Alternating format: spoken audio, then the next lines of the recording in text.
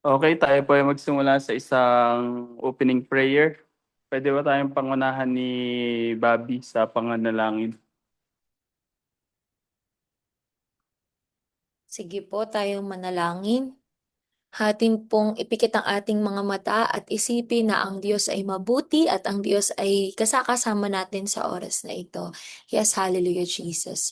Hallelujah, Lord God. Hallelujah, hallelujah. Father, salamat Panginoon sa oras na ito, Panginoon, na sama-sama kami nag-aaral, Lord God, at sama-sama namin, Lord God, na um, pinagbabahagian, Lord, ka ng iyong mga salita. Lord, sa oras na ito, Lord, tunay nga, Lord, na hindi hadlang, Lord, ang location ng bawat isa, Lord God. Tunay nga, Lord God, na salamat, Panginoon, dahil pinagkaisa mo kami, Lord God, sa iisang Espiritu, Lord God. At Lord, sa oras na to, Lord, tinataas namin itong gawain na to, Lord. Um, Itinataas namin itong gawain na to sa iyo, Panginoon. Tunay nga, ikaw ang maging sentro ng gawain na to, Lord. At tinataas din namin, Lord God, ang inyong salita, Lord God, na share Lord God, na mai-share sa oras na to, Lord. Tunay nga, Lord, anoint, Lord God, ang magdadala ng iyong salita, Lord God, at tunay nga na walang ibang mamatawi sa kanyang bibig, kundi ang iyong makapangyarihang salita, Lord. And Lord, salamat, Lord God, sa bawat isa na nandito na handang makinig. Lord, we open our hearts to you. Tunay nga na salamat, Panginoon, dahil ikaw ay nangungusap sa bawat isa. And Lord, thank you because we can come boldly sa iyo, Panginoon, nang walang ah, kahiyaan, Lord God, kundi malaya kaming makalapit sa iyo, Panginoon. It's a privilege na kami makalapit sa iyo, Panginoon. And Lord, as we dig in, Lord God, to your words, tunay nga, Lord God, maging kalakasan namin ito, Panginoon, na kami mas maging bold, Lord God, sa paglapit sa iyo, Panginoon, nang walang kahiyaan, Lord God. Salamat, Panginoon, ikaw ay mabuti, ikaw ay tapat. Sa iyo nga, Lord, ang pinakamataas sa papuri pa sa salamat. In Jesus' name we pray. Amen. Amen.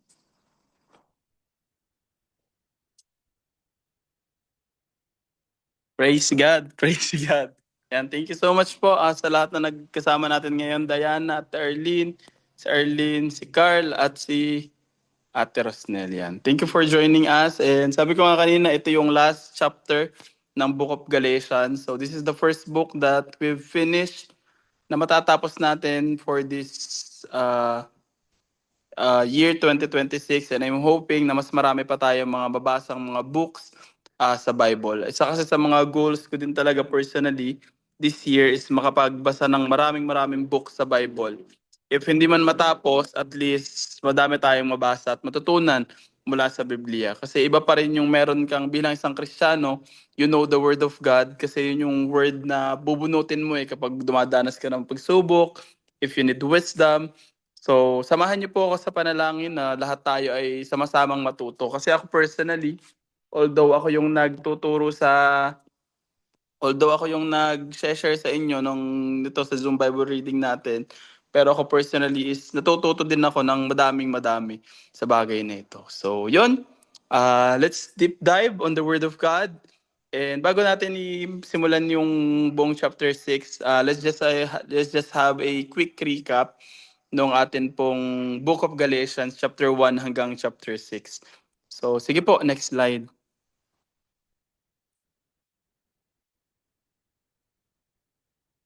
Yan. So sa Galatians chapter 1 to chapter 1 and chapter 2, makikita po natin kung paanong dinepend ni Pablo yung gospel o yung grace na message na tinuturo niya. So basically, if you guys can remember, yung context nito is during this time, yung mga gentil is unti-unti na silang nape-penetrate ng word of God, ng gospel, pero the Jews are still confused kung saan ba papasok yung mga hentil. Paano ba yung magiging patakaran pagdating sa pagiging Kristiyano nila. And some of them, even yung mababasa natin, kahit si Peter, they're also, nagkaroon sila ng gantong pag-iisip na in order for you to be saved, kailangan mo munang sundin yung mga Book of Moses, yung Law of Moses, yung mga laws na ito, in order for you to be saved. Pero malaking bagay na pinabulaanan siya o malaking bagay na nire-reject yung message na to ni Pablo kasi sinasabi niya na if you can be saved by following the law, and then yung kamatayan ni Kristo is vain or walang halaga. And then on the chapter 3, chapter 3 and 4 naman, and explain naman dito ni Pablo yung importance of faith when it comes to our justification. So malinaw na sinasabi dito that we are justified, that we are righteous, na tayo ay matuwid sa harapan ng Panginoon, not because of the things that we've done, hindi sa pamamagitan ng mga bagay na nagawa natin, kundi bunga ng nagawa ni Kristo sa ating mga buhay. Amen? So, ang isang tao daw ay nagiging matapat, nagiging matuwid, magiging ligtas sa harapan ng Panginoon sa pamamagitan ng kanyang pananampalataya. Ang tanong, Kuya Kenneth, pananampalataya saan?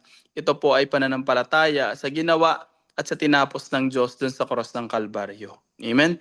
And then, yesterday, Galatians chapter 5, pinag-aralan naman natin yung actually yung chapter 5 and chapter 6, kung yung pinakang message niya is kung paano ba mabuhay ang isang mananampalataya, ang isang Kristiyano, ang isang new believer. Kasi 'di ba, parang ang pinakang message kasi dito ni Pablo is tayo ay hindi natin sinusunod yung batas upang tayo maligtas, kundi tayo ay hindi na sa ilalim ng batas, hindi tayo slave ng law, hindi tayo slave ng rules, kundi tayo pinananahanan ng banal na espiritu. Pero ang tanong, paano ba tayo mamumuhay bilang isang mananampalataya? And dito, in-explain unang-una ni Pablo sa chapter 5 kung paanong tayo ay merong kalayaan. Kuya Kenneth, ito ba ay kalayaan na gumawa ng kasalanan? Kalayaan na gawin ko kung anong gusto ko? Dahil ako na may ligtas na. So it's not my action, it is not my performance ang magliligtas sa akin. So pwede ba yun, Kuya Kenneth? Pero binigyan din dito ni Pablo na hindi siya freedom to do sin, but it is freedom to do good. Na binibigyan ka na ng Lord ng kalayaan to be free na makagawa ng mabuti kasi hindi ka na slave ng enemy, hindi ka na slave ng demonyo, hindi ka na slave ng law. Naunawaan? So that is the quick summary of Galatians chapter 5. And ito naman pong Galatians chapter 6 also talks about kung paano ba tayo mamuhay bilang isang Kristiyano, pero isa sa mga main focus talaga niya is kung paano tayo mamumuhay bilang mga Kristiyano at bilang isang community. Yan. So yan po ang ating pag-uusapan ngayon. Pero before that, pwede bang i-chat natin dun sa ating chat box na I am free. I am free. Yan. Yan. Everyone, I am free. Amen. And alam ko na tayong lahat ay pinalaya at pinatawad ng Panginoon. And so let's deep dive. Diretso na tayo sa Galatians chapter 6. So inano ko siya, yung Galatians chapter 6, sinection ko siya. Nilagyan ko siya ng parang cluster. So we can read from Galatians chapter 6 verse 1 hanggang 5. Makikita natin dito yung restoration, yung humility, and yung tinatawag na shared responsibility. So basically, parang ang pinakang message nung buong verse 1 hanggang verse 5 is that yung spiritual maturity is napapakita natin sa pamagitan ng gentle restoration, humbleness, at yung pagbubuhat natin nung pasanin ng ating mga kapatid sa pananampalataya. Akala nung iba, pag sinabi nating spiritual maturity, it is about gaano kadaming nabasa mo sa Bible, it is about kung gaano kadaming mga gifts ang naipoproduce mo, or kung gaano kadaming powers ang kaya mong ilabas. Pero malinaw na tinutukoy dito na yung spiritual maturity natin is also tied to it's also connected to our humility, yung ating pong pagpapakumbaba at yung ating pong concern sa ating mga kapwa mananampalataya. And kung mababasa po natin dito sa chapter 1 and verse 1 na, so for example nga daw, may makita kang isang kapatid na nagkasala, instead na to be the first one to condemn that person, na imbis na ikaw yung kauna-unahang tao na bumato dun sa tao na yon, you'll be the first one to understand. You'll be the first one na makibuhat ng kanyang dala-dala. And then we can read naman from Galatians chapter 6, verse 6 to 10. The main message here is grace does not remove responsibility. Pwede bang i-chat natin dyan sa chat? Grace does not remove responsibility. Yan. Grace does not remove responsibility. Amen? And yan po yung isang malinaw na dapat maunawaan natin bilang mananampalataya. Akala kasi na iba, pag nasa grace na, pahayahay na, your rest, wala ka ng responsibility. Kundi, ang tinasabi po dito, yung grace, hindi niya inaalis yung responsibility, but it redirects our motives towards the Spirit. Amen. The main message, kung mababasa po natin dito sa Galatians chapter 6, verse 6 hanggang 10, na kung paanong, isa sa mga favorite verse ko din to, sinabi doon na kung ano yung tinatanim mo ay siya ring iyong aanihin. So you cannot expect na puro bitterness yung tinatanim mo, puro darkness yung tinatanim mo, and expecting na something good will come out of that. Diba? And sinasabi din dito na hindi tayo magsawa na gumawa ng mabuti, hindi tayo magsawa na gawin kung ano yung kalooban ng Panginoon, hindi because gusto mong maging katanggap-tanggap sa harapan ng Panginoon, but this is your desire to be led by the Holy Spirit. Amen? Amen. And sabi nga dito, wag tayong magsawang gumawa ng mabuti sapagkat whatever it is sown, kung ano man yung tinatanim natin ay siya ring ating inaani. Amen? What you reap, what you sow is what you reap. Amen. And then verse 11 to 13, nag-usapan po natin dito yung exposing the motives of legalism. Kahapon pinag-aralan din natin dyan yung, kasi parang pinakang ano niyan, yung legalism, ang sinisik niya talagang validation and approval is yung approval ng tao, na magmukha kang malinis sa harapan ng tao, na magmukha kang correct sa harap ng tao, na magmukha kang righteous sa harapan ng mga tao, while also avoiding the message of grace. Kung saan parang it is all about your performance, what you can do, what you can present, basta tungkol lang siya doon. And pag hindi mo siya nagawa, or kapag nag-fail ka, yung mga Kristiyano din dapat yung unang-unang huhusga sa'yo. Hindi po. Dito ina-expose ni Pablo kung gaano kamali yung gantong klaseng pag-iisip. Amen. Na hindi tayo gumagawa ng kabutihan o ng magandang bagay dahil para maprobahan tayo ng Diyos, kundi ito ay ginagawa natin bunga ng pagkaligtas sa atin ng Panginoon. Amen. And then Galatians chapter 14 hanggang 16, the cross and the new creation. Ang pinapakita po dito, and isa sa dapat talagang maunawa at malaman ng isang Kristiyano, matutunan ng isang Kristiyano, is that when you are born again, nung ikaw ay naging mananampalataya, nung ikaw po ay tinanggap mo si Kristo bilang iyong Diyos at tagapagligtas, you are now a new creation. Sabi niya dito sa verse 14, ngunit hindi ko ipagmamalaki ang anuman, kundi ang cross ng ating Panginoong Hesukristo. Amen? Dahil sa Kanya, ang sanlibutan ay patay na sa akin at ako naman ay patay na sa sanlibutan. Verse 15, sapagkat ang mahalaga ay hindi ang pagtutuli o ang hindi pagtutuli, kundi ang maging bagong nilalang. So ang Christianity is not just about external reform. Hindi siya tungkol sa pagde-decorate sa'yo ng Panginoon para maging maganda yung panlabas mo. But the main message of the gospel is that when you accepted Jesus Christ as your Lord and Savior, you are now a new creation. Amen? Pwede bang i-chat natin dyan? I am a new creation.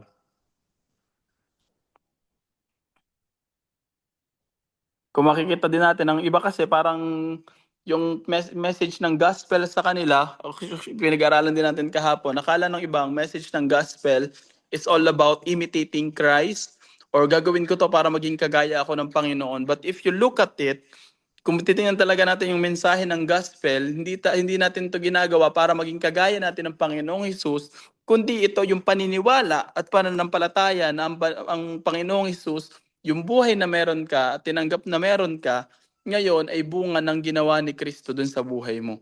So you're not trying to imitate Him, but it is no longer you, it is no longer I, but it is Jesus who lives in me. And nagtapos po yung Galatians chapter 6 and the whole book of Galatians through the marks of Christ and final blessing. So pinapakita dito na yung message of grace, the message of the gospel is sa yung pundasyon and also the conclusion na pagiging Kristiyano. Amen? So yung grace, hindi po yan grace muna sa umpisa, tas grace and law sa gitna, tapos medyo grace, medyo law sa padulo. Kundi pinapakita po dito that the message of grace the message of gospel is you have been saved in the beginning, ngayon at hanggang matapos yung buhay mo bilang isang Kristiyano. So your foundation and also your conclusion is grace. Amen. Your foundation and your conclusion ng Christian life ng isang tao is based on grace. Amen. Amen. Amen. Praise God. And sige po, tayo dadako na sa ating lesson proper. Yan. Next slide po natin. Yan. Lesson number 1. Sinong gustong bumasa ng lesson number 1 natin? Welcome, Janelle.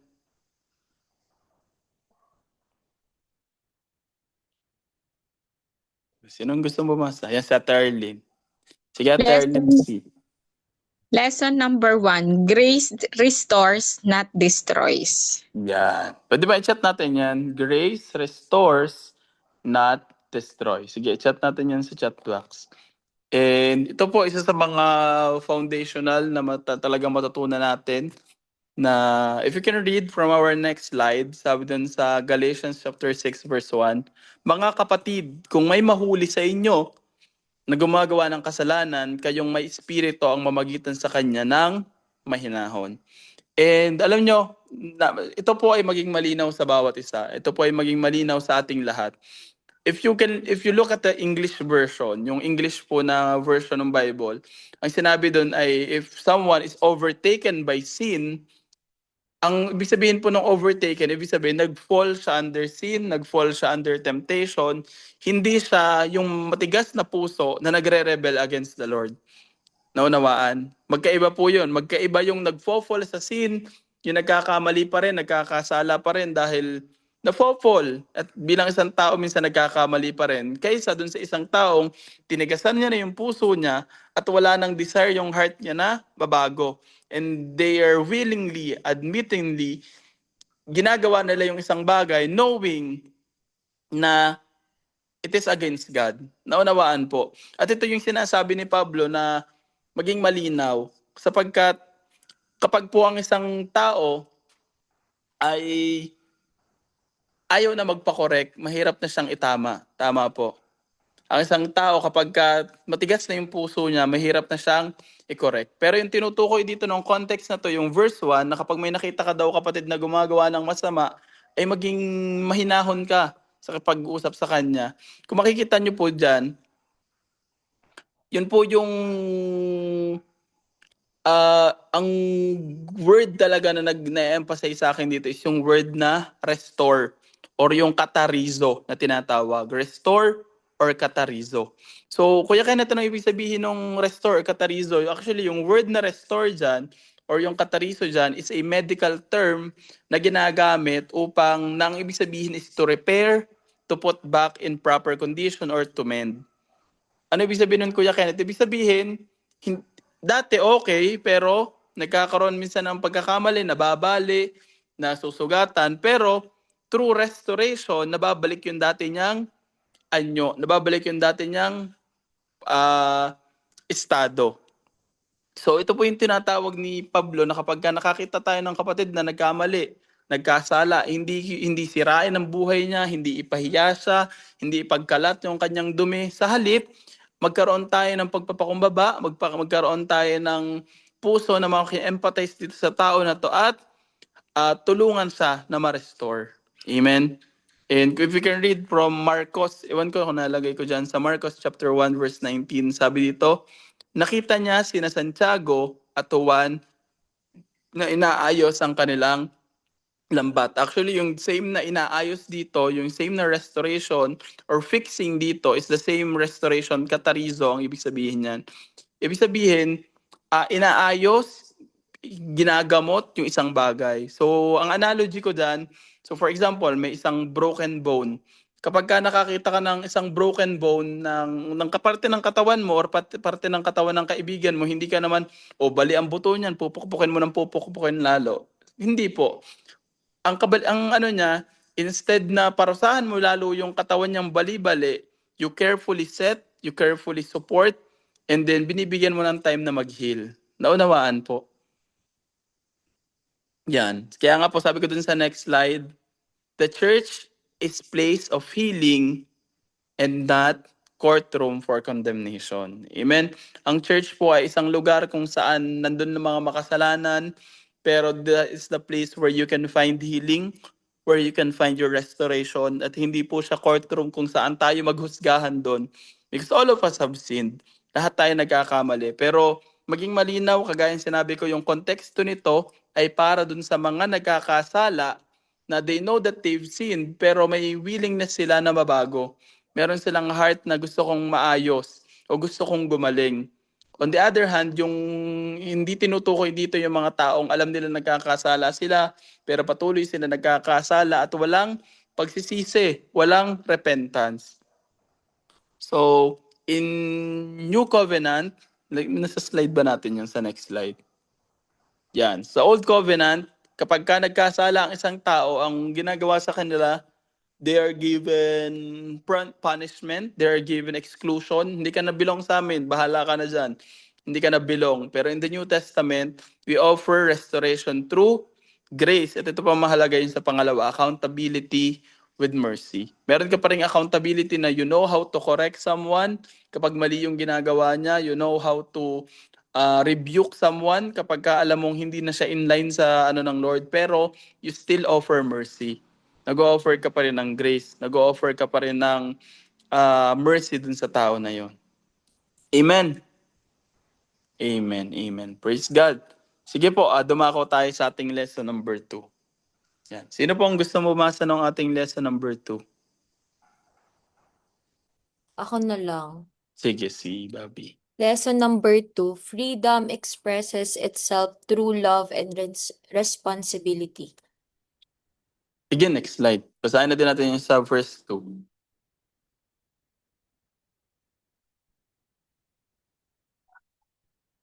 Yan. Sabi sa Galatians chapter 6 verse 2, magdamayan kayo ng pasanin at sa gayon ay matutupad ninyo ang kautusan ni Kristo. Amen. So sabi dito, yung freedom natin, na-express talaga siya through love and responsibility. Hindi yung freedom na gumawa ka ng mali, bahala ka sa buhay mo, i-freestyle mo, wing it, ikaw ang bahala dyan. Pero yung tunay po na freedom when we are in Christ is expressed through love and responsibility. Hindi lang love, hindi lang responsibility lang, kundi love and responsibility. And ito po yung dalawang bagay na pinagpo-focusan dito ni Pablo. First is that we share burdens, 'di ba? Kung meron pinagdadaanan yung kapatid mo, binubuhat mo yung pasanin niya. And pangalawa, we bear personal accountability. Una, yung concern mo para dun sa iyong kapatid sa pananampalataya na kung siya'y magkamali, you are there to correct him, correct her, o kung nandyan yung kapatid mo nagkamali, nandyan ka para i-correct siya, para i-support siya, para itulungan siya. And also, yun pong ating personal accountability. Yung ating pong accountability sa ating mga sarili. Amen. So, meron kasi tayong tinatawag na community care. Yan po, yan ang kahalagahan na meron tayong mga cell group, meron tayong mga Bible study, we go to church. Kasi dyan po nabubuo yung community care. Nagkakaroon tayo ng accountability with one another. Pangalawa po na tinutukoy dito ni Pablo is yung individual responsibility natin. Na although walang nakatingin sa'yo, although hindi ka nakikita ng ibang tao, you know how to act right, you know how to alam mo kung paano mamuhay ng isang Kristiyano kahit walang nakatingin. Amen. So it's a community responsibility as a community at meron din po tayong responsibility individually. Amen. So parang example niyan, yung backpack mo, dahil bag mo yan, responsibility na buhatin mo yan sa sarili mo.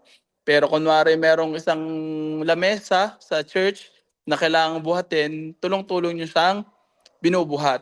Tulong-tulong kayong nagtutulungan dun sa isang bagay. Amen.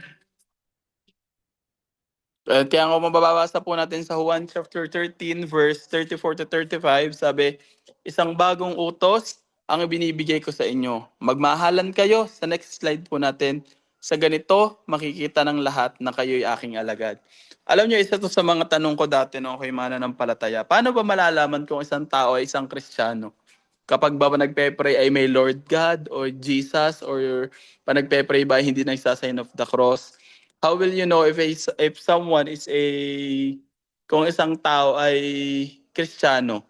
Dapat ba madaming alam sa Bible, knowledgeable about the Bible? Dapat ba nagsisimba palagi sa church? Dapat ba madaming kaibigang Kristiyano din? Pero alam nyo, there is only one sign na binigay ng Panginoon. Sabi dito, malalaman nila that you are my disciple, malalaman ng iba that you are my follower kapag you know how to love someone. Kasi if you know how to love someone, sabi dun nga sa, actually kung mababasa natin sa scripture, kapag minamahal daw natin yung ating kapwa at naranasan nila yung pagmamahal, ay nararanasan din daw nila yung pagmamahal ni Kristo sa pamamagitan mo. Amen. So, yung pagiging Kristiyano mo is not about just your action. It is not just about what you can do. It is not about the Bible verse mo sa bio, hindi tungkol sa pagmamayday mo ng daily Bible verse mo sa araw-araw. Kundi, it is about how you love someone. It is about how you care about your brothers and sisters in Christ. At ito yung pagmamahal sa mga taong hindi mga karapat dapat mahalin. Despite knowing na sila ay makasalanan, despite knowing na sila ay may mali, despite knowing na sila ay nagkasala sa iyo, you still love them, and that is a proof that you are a Christian. Iyon yung patunay na ikaw ay follower of Christ. Amen? Yan. Sana po maging malinaw na ang pagiging Kristiyano natin ay hindi nasusukat sa dami ng alam sa Biblia, hindi nasusukat sa dami ng ginagawa sa ministry, but it is about your care, yung pag-ibig mo sa iyong kapwa. Amen? Sabi, sa ganito, makikilala ng alagad ng lahat na kayo aking mga alagad. Amen. Then ito talaga isa sa mga core ng message ni Kristo, yung pagpapakumbaba at pag-serve sa one another. Amen? So, Christian freedom always moves toward others, not toward self.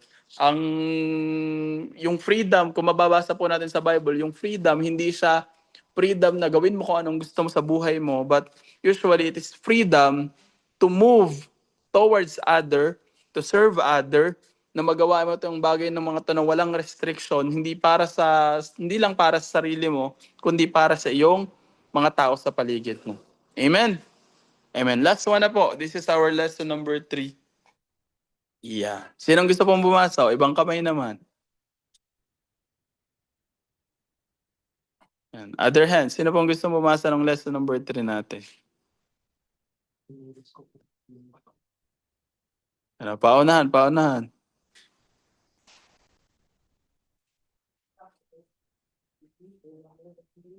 O, sige, ako na lang babasa. Lesson number 3. We should only boast about the cross. And ito po ay isa sa mga paborito ko ding tinuturo na if anyone wants to boast, kung meron man sa atin na gustong magmataas, may gustong ipagmayabang, we should boast o dapat natin ipagmayabang yung ginawa ni Kristo.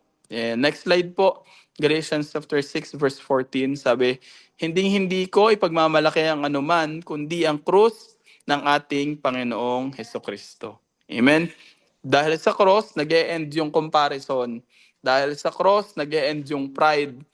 Pero on the other hand, sa cross din, nagsisimula yung bago mong identity kay Kristo. Amen? And alam niyo, kapag naunawaan natin na yung biyaya ng Panginoon, it is a gift, isa siyang regalo na hindi mo pinagpaguran, hindi mo pinaghirapan, not something that you earned, not something that you deserve, not something that you work for, not something na nakuha mo through merit. Kapag naunawaan po natin that it was given to you freely, magkakaroon ka ng humility at pagpakumbaba sa harapan ng Panginoon, that despite that you are undeserving, that despite na hindi ka karapat-dapat, binigay ito sa iyo ng Panginoon, wala ka talagang magagawa kundi ibaba yung sarili mo sa harapan ng Panginoon. Because we are unworthy. Bawat isa sa atin nagkakamali, bawat isa sa atin nagkakasala, bawat isa sa atin, all of us meron tayong mga pagkukulang at pagkakasala. Pero despite ng mga bagay na yon, the Lord loves us completely. Tayo inibig ng Panginoon ng buo. Kinaawaan tayo ng Panginoon ng buo.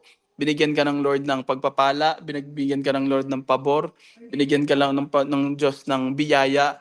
At kapag naunawaan natin itong mga bagay na to, hindi ka na magkakaroon ng lakas ng loob na magyabang, kundi nagkakaroon ka ng lakas ng loob na ipagyabang kung ano yung ginawa niya.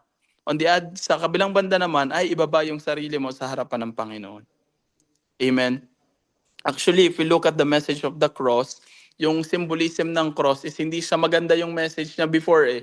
Kasi usually before, if you can read from Deuteronomy din, yung pag hinahang yung isang tao sa tree o isang tao hinahanghang siya sa puno, ibig sabihin yung tao na yun is cursed. Pero isa siyang pagpapakita kung paano ang isang bagay kayang is-transform ng Panginoon. From being cursed to being loved, from being cursed to being favored, from being cursed to being blessed. Amen?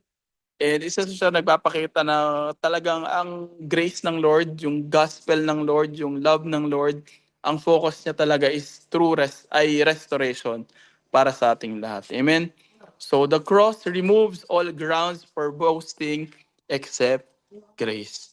Yung cross, tinatanggal niya lahat ng yabang mo sa katawan except yung yabang mo na ipagmayabang mo yung ginawa ni Kristo sa buhay mo. Amen? Praise God. And I would like to end with this. Naglagay ako ng isang dito. Galatians chapter 6 teaches us that the gospel creates a community. Amen. Ang gospel, naggagawa siya ng community. Kagaya natin, nagkakaroon tayo ng mga Zoom Bible reading. Although hindi natin kilala yung mga isa't isa, but through the message of grace, mapalad ako na kayo, nakilala ko kayo lahat. Si Erlyn, si Dave, si Janelle, yung grace, hindi lang siya tinatransform yung sarili mo, but also it creates community. Kung saan, yung grace na yon na natanggap natin, na nag-create ng community, is also the same grace na nagbibigay sa atin ng restoration. Restoration para sa ating nagkakamali, restoration dun sa mga kasalanan natin, restoration sa mga sugat natin, restoration sa mga sakit natin, and yung love at also yung compassion natin sa isa't isa na sa kabila ng pinagdadaanan ng bawat isa, we pray for one another and patuloy tayong gumagawa ng mabuti sa isa't isa. Patuloy tayong gumagawa ng mga bagay na kalugod-lugod sa Panginoon because we receive grace. Una tayong nakatanggap ng biyaya ng Panginoon. This is just the fruit of what Christ has started in our life. Amen?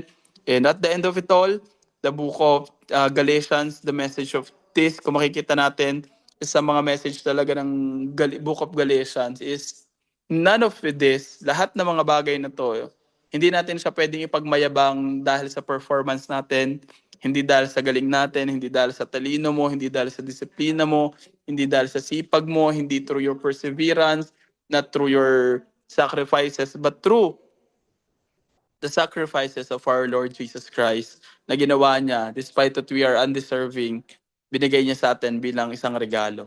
Amen? Amen. Praise God. Praise God. Salamat po. Thank you for joining us. And I'm so much blessed. Tutuwa po ako kasi nakatapos na tayo ng isang book, the book of Galatians. And siguro bago tayo maghiwa-hiwalay, tayo munang lahat ay mag-pray muna tayo tapos mag-picture taking. Sige, tayong lahat ay mag-pray. Let's close our eyes. Thank you, Jesus, for this wonderful night that you have given us. Salamat sa pagkakataon, Panginoon, na kami nakapag-aral ng iyong salita. Tunay nga, Panginoon, na itong bagay na ito, lahat ng bagay na na-receive namin, Panginoon, is sa pamagitan mo, sa pamagitan ng gawa mo, O Diyos. And salamat, Panginoon, sapagkat kami, Panginoon, ay naging recipient, Panginoon, na mabuting regalo mo, Panginoon, sa aming mga buhay. Patuloy kang kumilos, gumawa sa bawat isa. Lord, I pray and I bless Arlene Custodio, Arlene De Alday, si Brother Carl, Panginoon, si Dave, si Diana, si Janelle, si Ate Rosnel, maging mga kasama ko dito sa bahay, Panginoon. Lord, kayo, Panginoon, mag-ingat, magprotekta sa kanila, Panginoon, sa lahat ng oras. And hayaan mo, O Diyos, na ikaw ang siyang gumawa, kumilos sa kanilang mga buhay, maging sa kanilang mga pamilya. Ano man, Panginoon, ang gawa, kilos ng kaaway sa kanila, Lord, we destroy it in the name of Jesus. In the name of Jesus. Salamat, Panginoon. Ito po ay sinasamot dinadalangin namin sa iyo, Panginoon, na puno ng pasalamat at pananampalataya sa iyong ginawa, sa iyong tinapos dun sa cross ng Kalbaryo. Thank you, Jesus. To you all the glory, to you all the honor. In Jesus' name we pray. Amen, amen, amen, amen. Sige po, bago tayo mag-iwalay, tayo po muna ay mag-picture taking. Yeah. Sige, Bobby, pwedeng ikaw mag-picture. Picture tayo, Lloyd. Ano pala? Jowa na to. Asan tayo? Okay na. Si Dave, ay naman pala. Okay, let's smile. 1, 2, 3. Hindi ako marunong mag-screenshot. Wait lang. Command shift, ano? Okay, wait lang. Sure. 1, 2, 3, smile. Ito Diana, oh. Isa pa po. Isa pa. 1, 2, 3, smile. Ano ba? Nakaganon. Yung 6. Ala, 666. Hindi ko kaya. Gakusan. Nakaganon. Okay. 1, 2, 3, smile. Yeah, thank you. Hello. Salamat po. Thank you everyone. See you ulit sa Tuesday. Good night, Thank you. everyone.